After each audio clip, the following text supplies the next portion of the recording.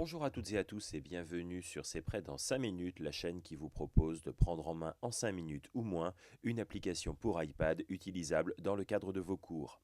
L'épisode d'aujourd'hui est consacré à Book Creator, une application comme son nom l'indique de création de livres numériques. Et nous allons utiliser l'app pour créer un livre multimédia à partir d'un poème étudié en classe. On ouvre Book Creator et on arrive sur l'écran d'accueil où l'on trouve le livre didacticiel créé par les auteurs et en bas 3 petites icônes, un plus, un i et une icône d'exportation. Je vous propose de toucher plus pour créer un nouveau livre et on a le choix entre 3 formes de mise en page, portrait, carré ou paysage. Pour les besoins de la démonstration du jour, nous allons prendre le format portrait. On arrive tout de suite sur la page de couverture et vous voyez qu'en haut on retrouve nos 3 petits boutons plus, i et exporter. Le plus va cette fois-ci nous servir à insérer des objets. Les objets peuvent être différents, il peut s'agir de photos, soit présentes sur la pellicule, soit prises avec l'appareil photo, de dessins créés au stylo, de texte ou de son. Pour la couverture, on va commencer par insérer une photo que je vais chercher sur ma pellicule. Et vous voyez que cette photo n'est pas au format de ma couverture, mais avec les petites poignées bleues, je peux très facilement l'agrandir. Et le cadre blanc m'indique la portion qui sera visible sur ma couverture. Je vais également ajouter du texte. Ce texte s'insère automatiquement et je peux, en touchant la zone de texte, la déplacer très facilement. Simplement, c'est peu lisible. En touchant le petit i, l'inspecteur, je vais dès lors pouvoir modifier la police de caractère, sa couleur, car en blanc ce sera plus lisible, éventuellement passer mon texte en gras, modifier la police, et vous voyez que j'en ai quand même beaucoup. Je peux également faire varier la taille de ma police de façon à ce que mon titre soit un peu plus grand ou son alignement. Lorsque j'ai terminé, il me reste à positionner mon texte sur ma page et je vais toucher la petite flèche qui se situe sur la droite de l'écran pour éditer le contenu. L'inspecteur me permet d'ajuster éventuellement la mise en page et l'arrière-plan, si je souhaite avoir un arrière-plan un peu plus original.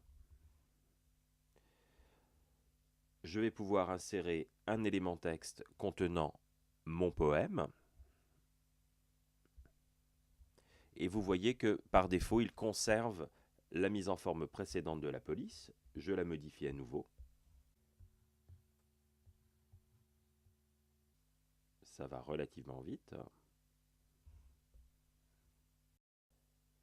Et je vais maintenant pouvoir, sans quitter l'application, enregistrer mon poème en touchant plus, ajouter un son. Je touche le gros bouton rouge pour démarrer mon enregistrement. Eternity by William Blake. He who binds to himself a joy does the winged life destroy, but he who kisses the joy as it flies lives in eternity's sunrise.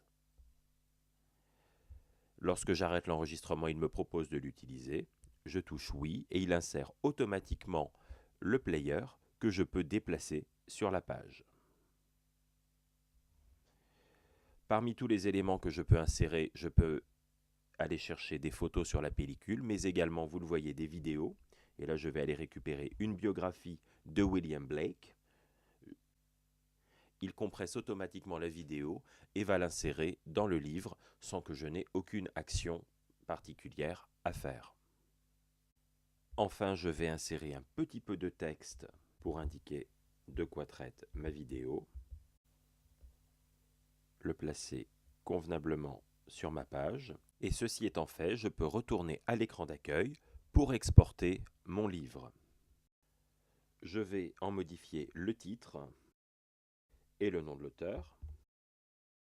Je n'ai plus qu'à l'exporter au format EPUB, qui est un format pris en charge par toutes les liseuses. Donc, si votre élève souhaite récupérer son livre pour le lire sur sa liseuse, mais qu'il ne s'agit pas d'un iPad, il pourra le faire.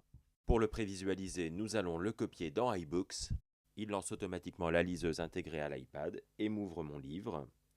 Et vous voyez que la mise en page est respectée et que je n'ai plus qu'à profiter de ma lecture. C'est tout pour cet épisode. Il ne vous reste plus qu'à créer tout plein de livres numériques avec vos élèves. Enjoy et à bientôt!